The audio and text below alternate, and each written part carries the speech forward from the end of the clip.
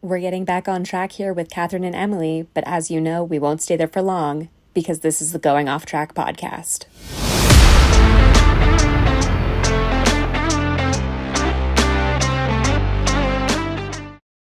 Hello, and welcome to the Going Off Track podcast. I'm Kathryn, that's Emily, and to quote one of my favorite Broadway musicals, Legally Blonde, oh look, there's a parade.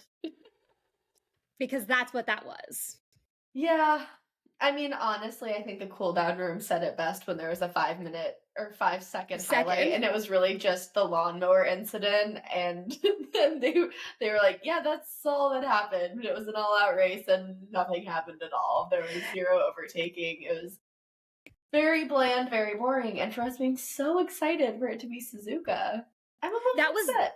That was one of the tamest Suzukas we've had. I mean, I know that I've personally only seen, this was 1, 2, 3, 4, 5. This is only my 5th Japanese Grand Prix that I've watched, but like in the grand scheme of, Formula One, Suzuka is one of the most exciting races on the calendar, and that was not it.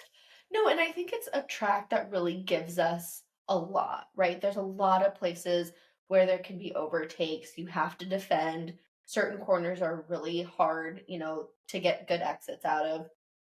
And I think it's a track that really serves for a good race. I was not anticipating, like you said, a parade. Yeah. And honestly, just being honest, a little upset that I stayed up to watch it live at midnight for absolutely nothing. Yeah. If you because it started at 10 o'clock for me, midnight for you. If you had to wake up super early for the race or stay up super late for the race, it was like, why did I do that? This is why I record all of the races in Asia, because I just it's just usually not going to be worth it. Yeah, I mean the most exciting portions of this whole race weekend were FP2 with 800 red flags and the track catching fire, and qualifying on Saturday or Friday, depending on what part of the world you're living in.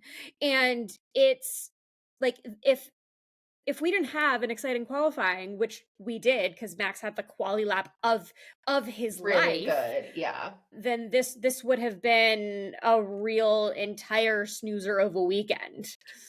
Yeah, and okay, before we actually talk about the racing, statistician Kathryn, do you know off the top of your head how many fires there were on the track this weekend?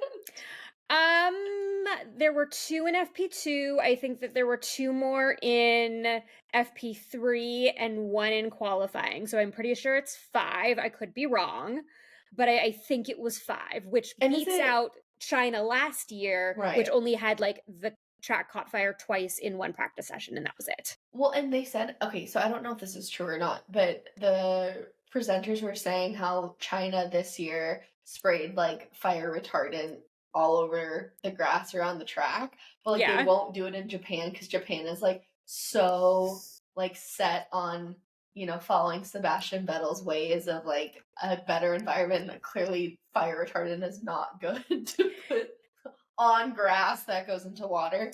Yeah.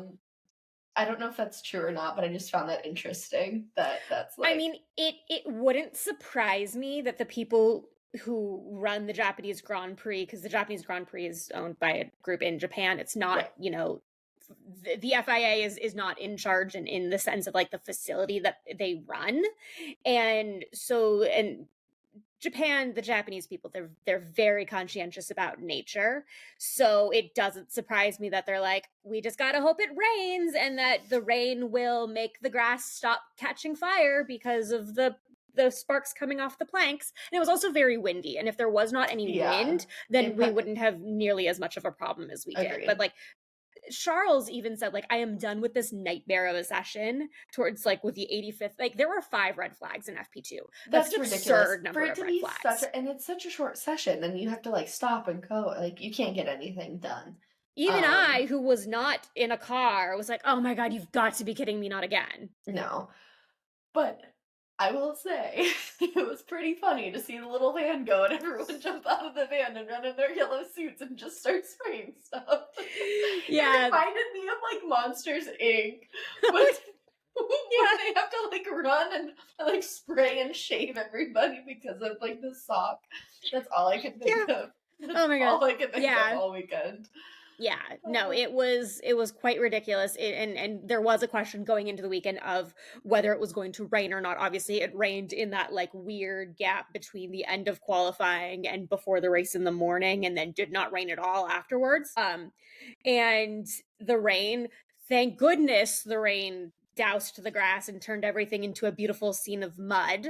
And because the grass was also like the shortest it could possibly be without actually digging up the grass, because that's how they were trying to combat the least amount of grass you can have to get set on fire, the smaller your fires are going to be, I guess. And some of those fires were pretty big. Like, I was like, ooh. Yeah. I mean, it wasn't like, I mean, it was just grass, but it was still like fire. Yeah, there was fire. So anyways, I just thought that was interesting. That was like the only exciting thing to happen all weekend. But we are back with our Max Verstappen record-breaking moment of the podcast. So Kathryn is the, resident Red Bull fan. Yes. Which like is so hard for me to even say now, because I feel like I'm turning into a fan because of Yuki, and like also because I've come around to like giving Max a little respect and appreciating him. But yeah, as the number one Red Bull fan of the pod, just hit us with all of the stats from this weekend. Well, there was one record significant type of thing. The one really interesting thing that jumped out to me was Max's quali lap, which the Red Bull car is not the fastest car on track. It is debatably between the third and the fourth fastest car, depending on where Ferrari and Mercedes shake out from week to week, and we'll talk about Ferrari later. But Max, A, quali lap of his life, B, made that quali lap, beat both McLarens on their times without setting a purple sector in any of the three sectors on track. So which was wild to me. Yeah, exactly. So if you're not familiar, the track is basically cut into thirds: first sector, second sector, third sector. The third sector is like 17 seconds long at top speed, but the first two sectors are pretty big, and those are really where you know how much time you're losing and how much time you're making up. And the goal, like, typically, if you have 2 or 3 purple sectors, you're probably going to have the fastest time in Suzuka. Max went all green, which is all personal fastest times, but not the fastest on track, and still was able to beat both of the McLarens by razor thin margins. And then the Ferrari and the Mercedes that followed behind the two were like 2/10 back, which was just insane. And Max, he won from pole. He was pursued by both McLarens the entire time. He's the first driver in F1 history to have 4 consecutive wins in Suzuka. And he has won a race every year in the last 10 years, going back to 2016, joining Michael Schumacher, who did it in 15 consecutive seasons. Lewis Hamilton also did it in 15 consecutive seasons, and Alain Prost, who did it in 10 consecutive seasons as well. So those are the only 4 drivers in the 75-year history of Formula One who have won that many races over such a long span. That's absurd. And this is, I think, indicative of what we're going to see all season. Is we're not going to have Max rattling off 10 straight wins in a row. It's going to be, Max gets a win, Oscar gets a win, Lewis gets a win, Lando gets a win. So it'll be a really fun year in that sense. I agree. In another sense, I think McLaren's going to run away with constructors. Right. But I think for drivers' championship, it's going to be super competitive this year, where, again, I don't think we'll get, we used to be able to say, oh, Max is winning with 7 races to go or whatever. I think it'll be up to the very, very end for drivers this year, which is exciting. Yes, this will be I believe the first time it's going to go down to Abu Dhabi since 2021, which, if you don't know what happened in 2021, I implore you to watch it. Just watch the race. It was great. It was redonkulous. And then to speak on the driver's standings, Max is now 1 point off of Lando, and Oscar has moved up to P3. He's got 49 points. Max has 61. Lando has 62. So the McLarens are going in the direction that we expected them to be, and this was a huge points haul for Max, which brings us to some thoughts on McLaren. And could McLaren have handled this race a little bit differently to have a different outcome, perhaps? Yeah. I mean,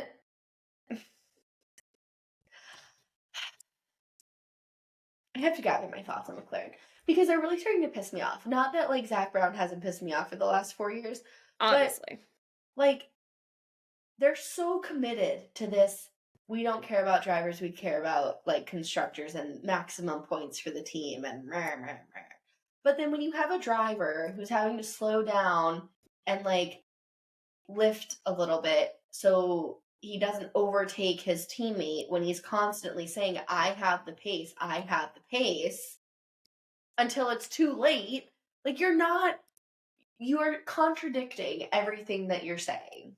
And it's really frustrating to sit and watch Oscar, who we have said is a really good driver in a really good car, and Lando's like, a driver in a really good car. It's really frustrating to see Oscar held up and like not be able to show his full potential. Like I think he could have overtaken Max.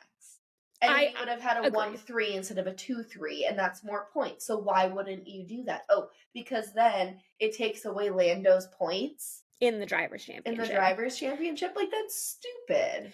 Yeah, and Oscar was asked about that after the race, and he said, well, and he played it off really well, but he said, that's what happens when you're the guy behind in qualifying, because he qualified behind Lando. But at the same time, I don't think like that's a good, like that he can play off that as the reasoning, and we know that deep down because he's like very, very stoic, a la Kimi Räikkönen, but like that's a bullshit excuse, McLaren.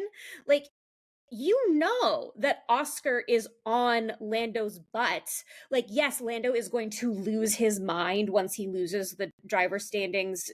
He loses his P1 in the driver standings for good. He's gonna lose it because he was going into the season of like, I'm the number one driver. I am the presumptive world champion. Right. When the thing about Lando is a phenomenal driver in a very good car, but what gets Lando to these better results and gets Lando to these really difficult wins, in my opinion, is a man named Will Joseph. And if you don't know who Will Joseph is, that is his race engineer, who is, in my opinion, the mind behind all of Lando's success this last year. Yeah, I think Oscar just has a little bit more of an edge, like, driver-wise to Lando.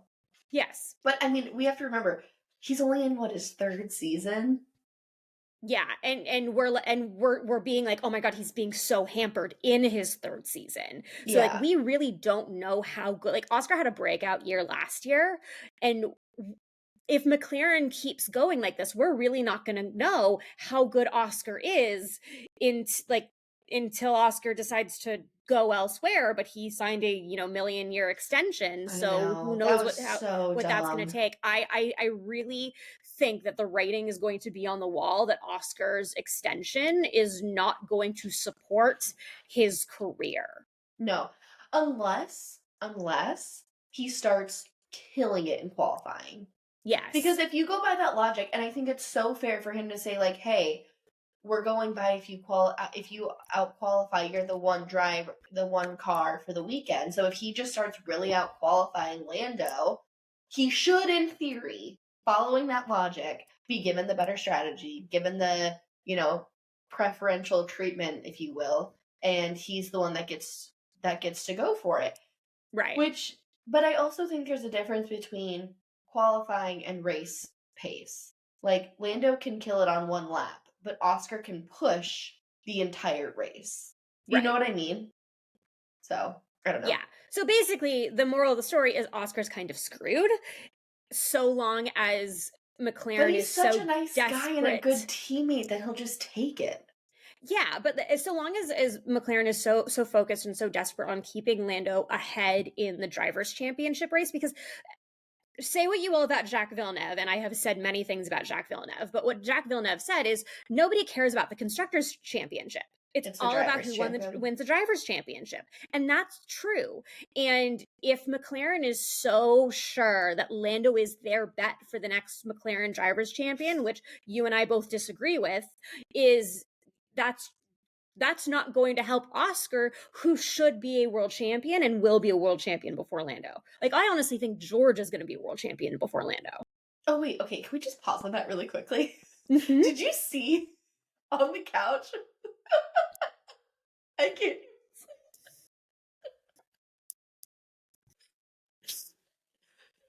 Viewing them on the couch, and some lady goes, "George, when it comes to the world championship conversation, your name is never mentioned. How do you feel about that?" And it's like, how do you like casually roast someone without being direct? And I was like, I love oh my god, that's so true. But he was like, well, oh my god, it was so funny. Like, the balls on that reporter to ask that question. Oh my god, I'm sorry. I just, I know, like, it's a personal, favorite pastime of mine just to shit on George. So it really made me happy. We know, and George and George's side of the Mercedes garage didn't really do much this weekend. George was just, as George does, was waiting for someone to crash so that he could inherit a podium, which did not happen because it was one of the cleanest races we've had in a minute. But I think that McLaren needs to start understanding that Oscar is also their better bet, and Oscar. Lando will lose his mind, but Oscar needs to be supported in the drivers' championship as well. Oh, yes. Yeah. I was like, wait, Oscar doesn't drive for Mercedes. Oh, I pivoted I was back. Like, wait, we're pivoting. Yeah. But to move on to Kimi and to who else impressed, which was all rookies for us today, Kimi also set some records. He broke one of Max's records, which is like something you don't do. You don't see that happening very often. So Kimi, this weekend ended Kimi's chance of breaking the record to become the youngest Formula One winner. But he has now broken the record of youngest driver to lead a Grand Prix at 18 years, 7 months, and 11 days, breaking Max's record of 18 years, 7 months, and 15 days.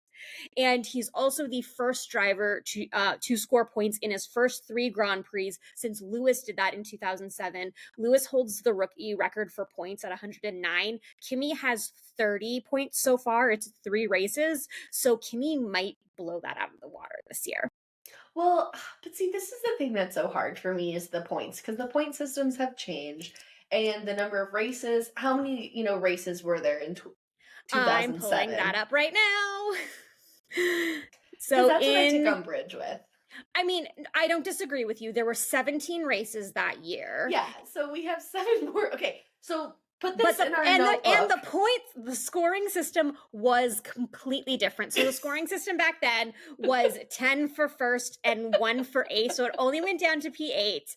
So Lewis that year, in order to get 109 points, he podiumed on all but 1, 2, 3, 4, 5 races. He failed to score twice, and once was a retirement. So like Lewis had an absurd season in 2007. Yeah. But I do think that Kimi could break the rookie record with this current era of scoring. Because of the scoring and how many races there are. But also, he's going to continue finishing where he's been finishing and finishing in the points and grabbing those sneaky Mercedes points that we never talk about because Mercedes is so quiet. So he could have that same consistency that Lewis had back in 2007.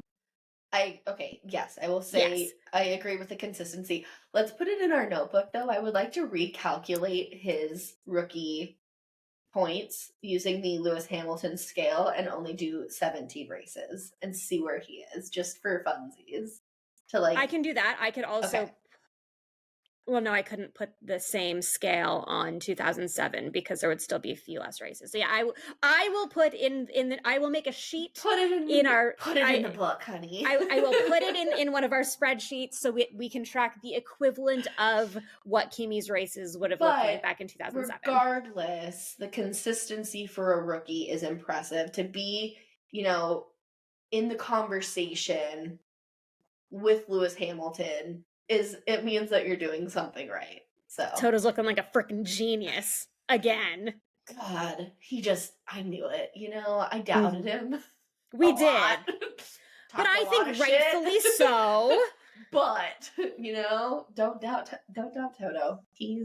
We were fair to doubt Kimi because he did not light up that F2 season, and F2 is and tends to be an indicator to like all of the data points that Toto does, and we clearly are not scouting him with as fine tooth of a comb, if you want to say that. But Toto is definitely right. So also, yes, another person who we were like, what? But is turning out to actually have a good season is Isack Hadjar.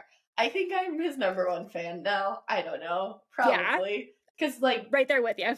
We are just such Isack Hadjar bandwagoners now. But he got his first career points this weekend, which is really exciting. I'm so happy for him.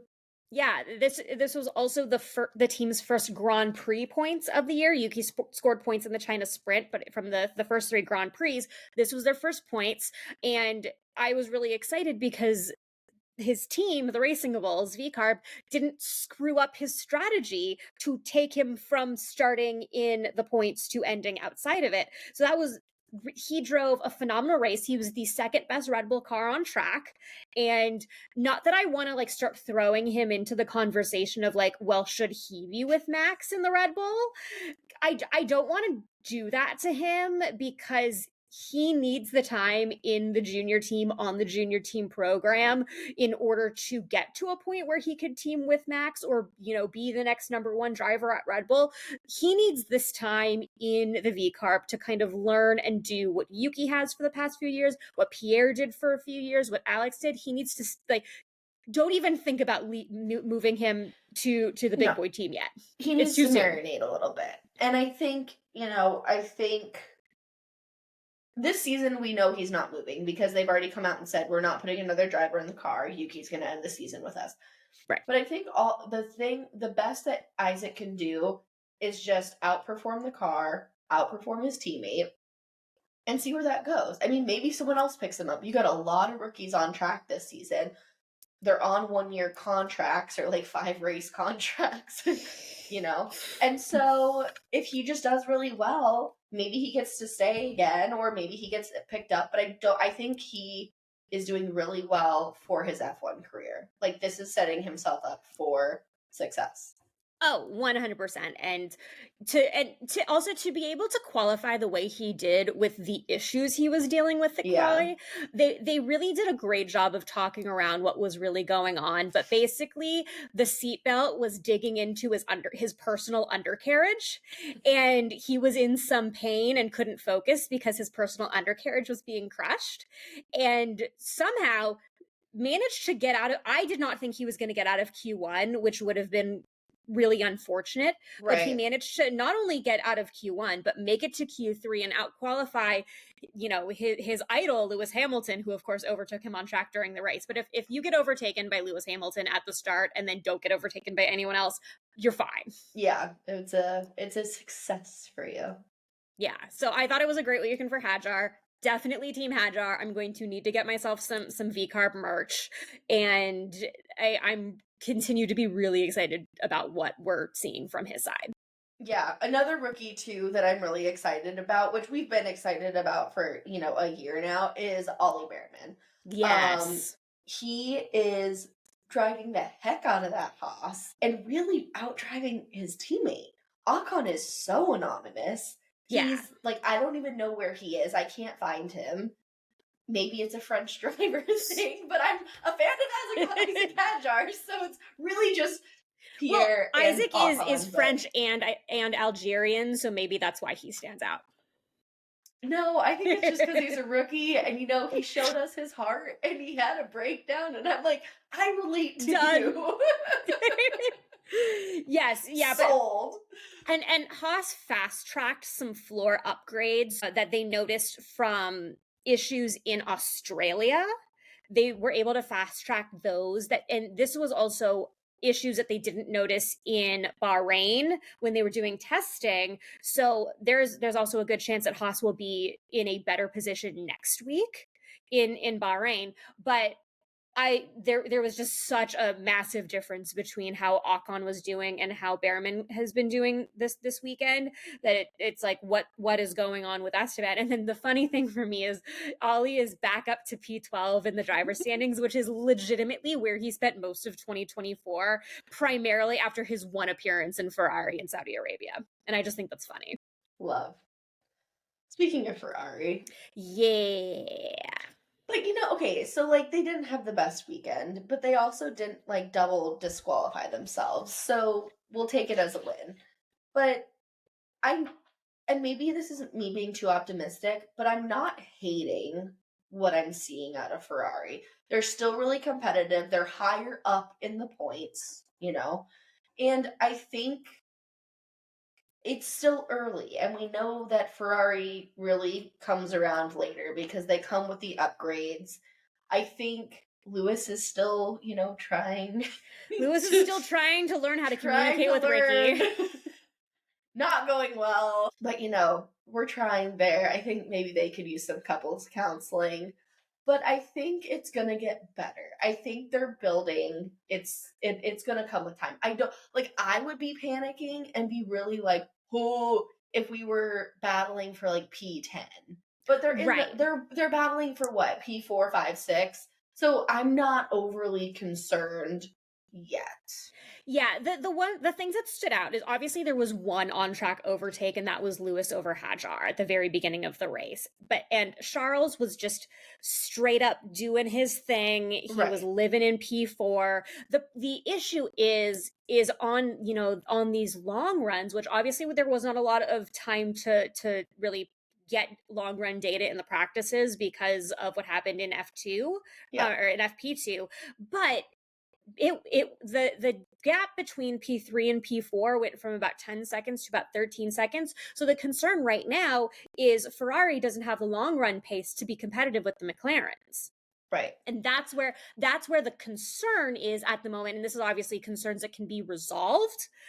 And they were also overcompensating on ride height so that Lewis wouldn't get disqualified 2 races in a row. But still, those are the things that Ferrari needs to look out for so that they can start having the Ferrari clown show and losing to McLaren when they're riding up with the McLarens and not riding 10 to 15 seconds back of the McLarens. Right. But I also, we talk about how, Mercedes had a good weekend with 5-6. Ferrari had 4-7. So, it's not like, did they win? No. But this is, again, everyone holds Ferrari to such a high standard that when they get double points, we're like, wow, what a disappointment. Like, you suck. It's when they're not sniffing podiums that they're like, oh, wow, that's terrible. Yeah, but you could also argue that, he didn't have the speed, but he still defended against George Russell and stayed in P4. That is true, yes. You know what I mean? So, he's off, but so is everybody else. And also the other part is nobody could, there were overtakes, they were all in the back where it doesn't matter. Right. So there one were... overtake. Which is not really typical in Suzuka, I don't feel. No, or maybe it's just that we're so used to the chaos of all the red flags that happens in the race. I think we're used to seeing all of the madness that it just, it's more exciting, but... Yeah. I don't know. Okay, I want to talk about one more driver before we talk about, the big thing of the weekend. So, Jack Doohan. poor, sweet Jackie boy. He's just struggling.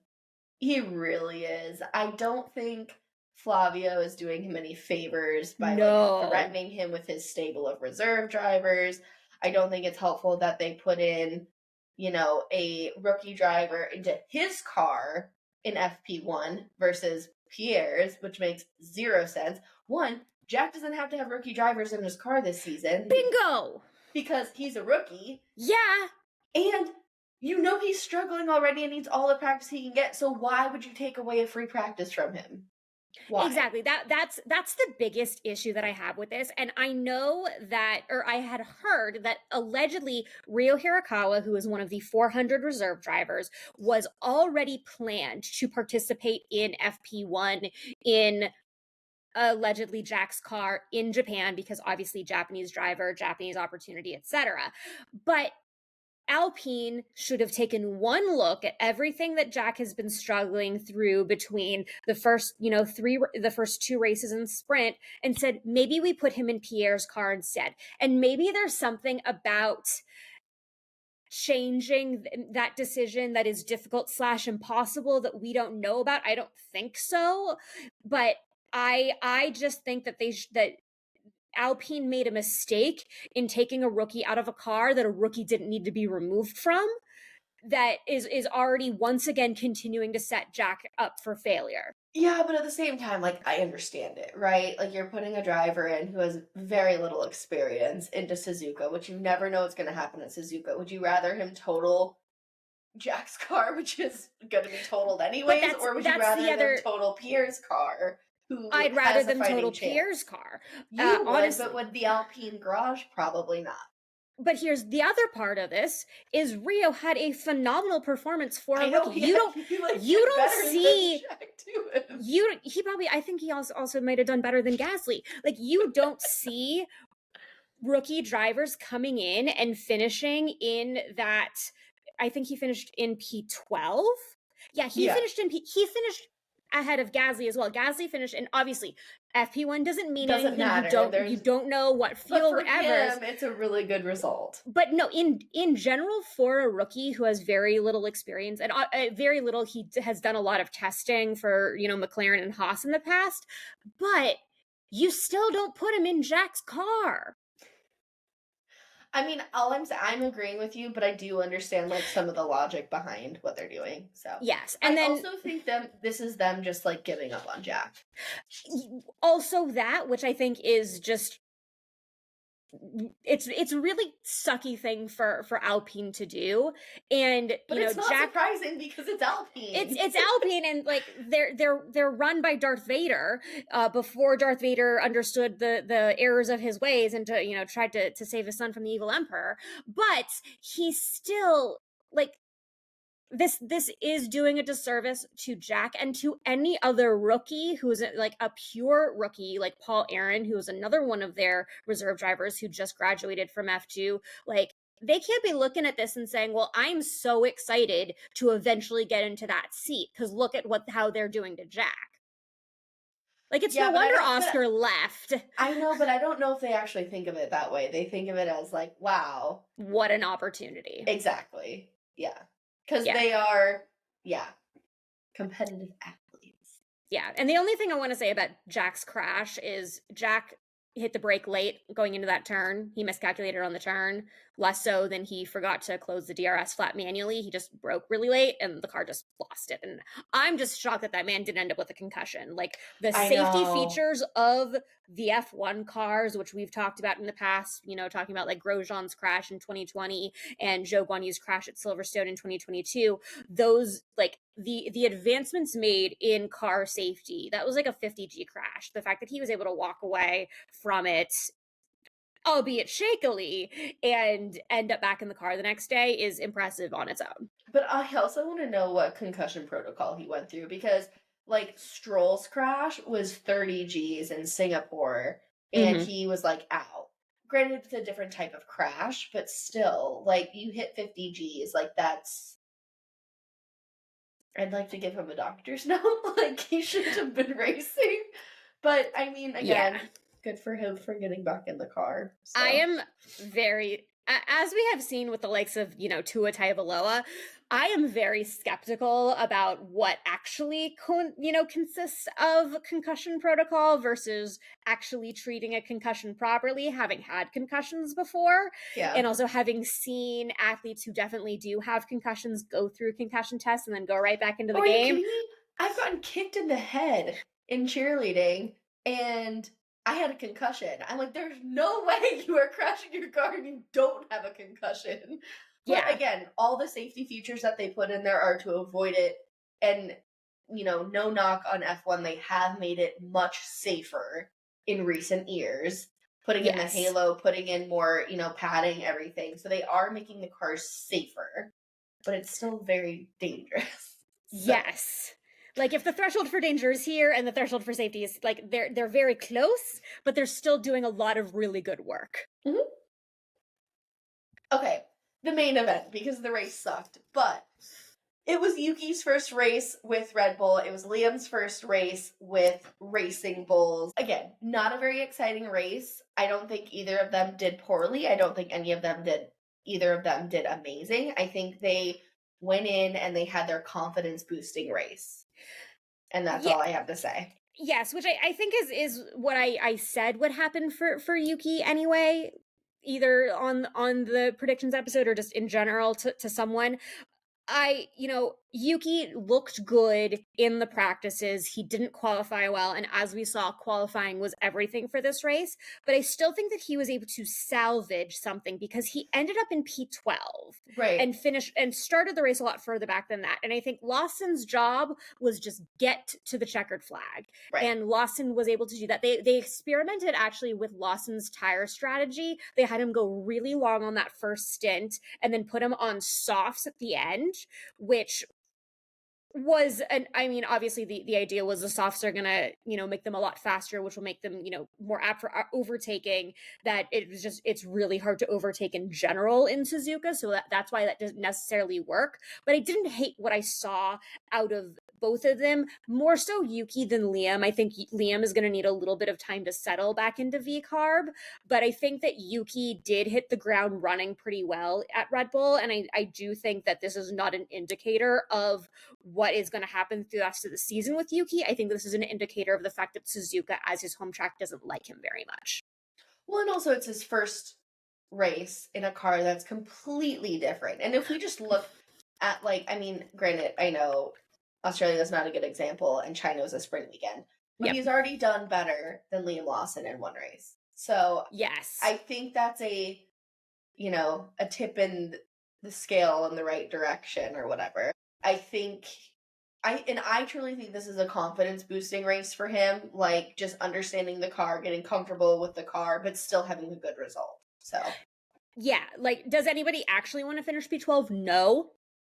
Is P12 the worst place to be in your Red Bull debut after a not great qualifying? No, not bad. No. So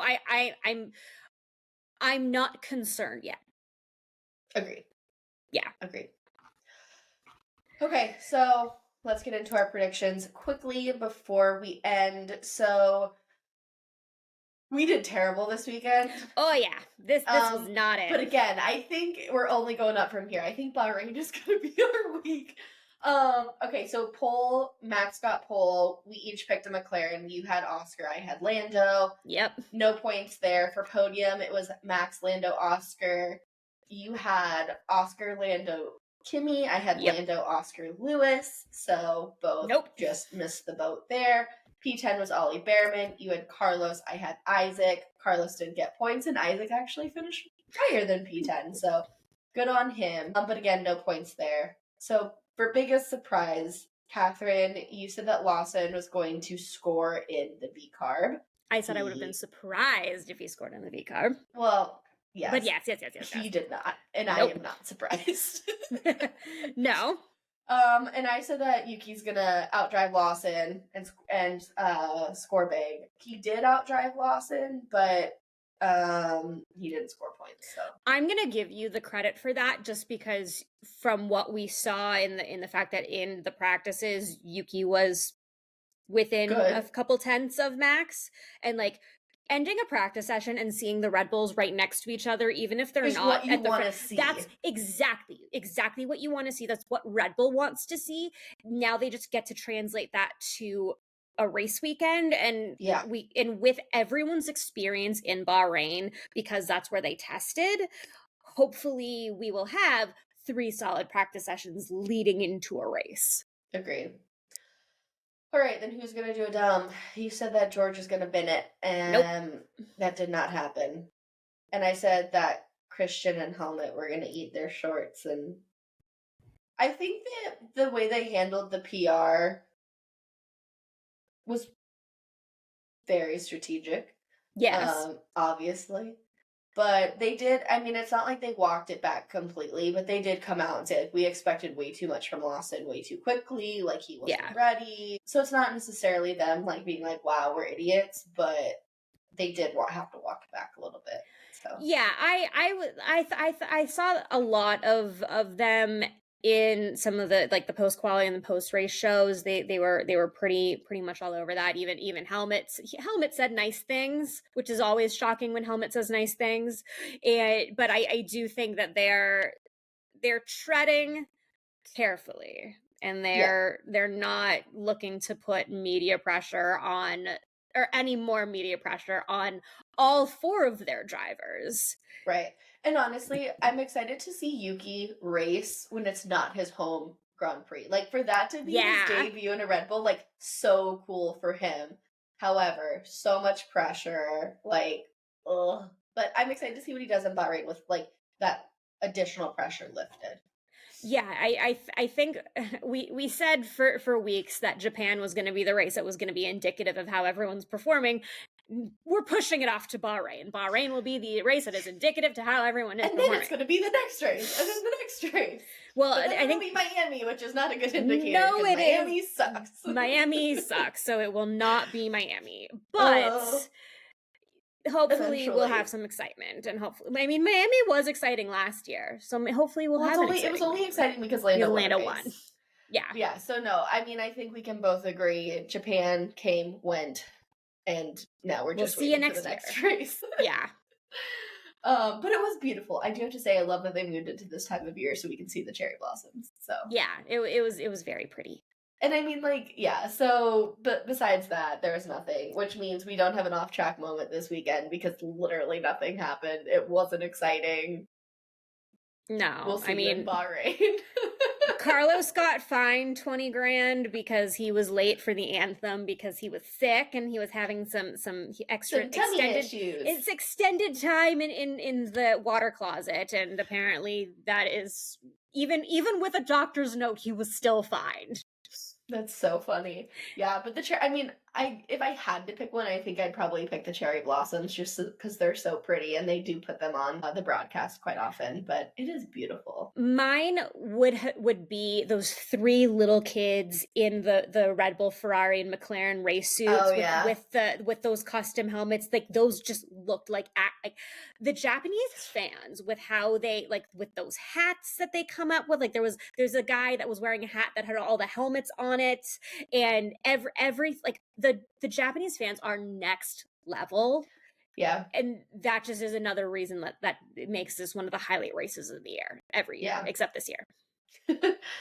All right, well, like we've been talking, next up is Bahrain. So we will have our Bahrain prediction episode out on Thursday, but that has been our Japanese Grand Prix 2025 recap. Thanks for going off track with us, guys.